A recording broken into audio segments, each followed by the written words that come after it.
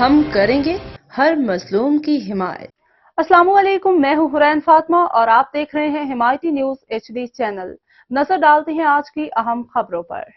سانگڑ کی 2 لاکھ آبادی کے لیے 1962 میں شاہ لطیف پارک تعمیر کرایا، جس کو بلدیہ کی نااہلی کے باعث تباہی کے دہانے پہ پہنچ گئی۔ سابقہ ڈپٹی کمشنر فاروق بیلو کی کاوشوں سے پارک کو دوبارہ فعال کرنے کا فیصلہ کیا گیا۔ ان کے تبادلے کے بعد پارک کچرے کے ڈھیر میں تبدیل ہو گیا۔ اس پہ بات کرتے ہیں اپنے نمائندہ اشفاق سلہری سے۔ سانگڑ شہر جس کی آبادی 2 لاکھ سے زیادہ افراد پر مشتمل ہے، سانگڑ کی عوام کے لیے 1962 میں ڈپٹی کمشنر سانگڑ صلاح الدین قریشی کی جانب سے 8 ایکڑ 9 گھنٹے پر مشتمل چلڈرن پارک تعمیر کرایا گیا، جہاں پر تمام سہولتوں کے ساتھ ساتھ تفریحی سہولتیں بھی فراہم کی گئی تھیں۔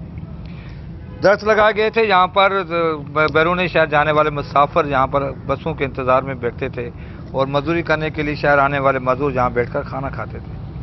فیملیز کے لیے جہاں پر دن جہاں مخصوص تھے، اور خواتین کے لیے تمام جہاں پہ سہولتیں فراہم ہونے کے باوجود 1905 کے اندر جہاں پر 2005 کے اندر جہاں پر سیلاب آیا، اس کا پانی بلدیہ کی نااہلی کے بعد اس پارک میں چھوڑ دیا گیا، اس کے بعد پارک تباہ ہو گیا۔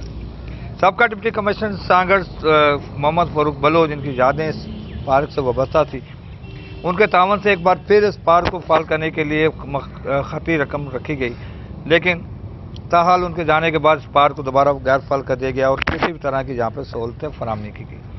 ضرورت اس امر کی ہے کہ جو جہاں پر درخت لگانے کے حوالے سے اور دیگر ماحولیات پہ کام کر رہے ہیں، ان سے یقینی طور پر اپیل کی جاتی ہے کہ وہ یہاں پر درخت لگائیں، اس پارک کو فعال کرنے کے لیے اپنا کام کردار ادا کریں۔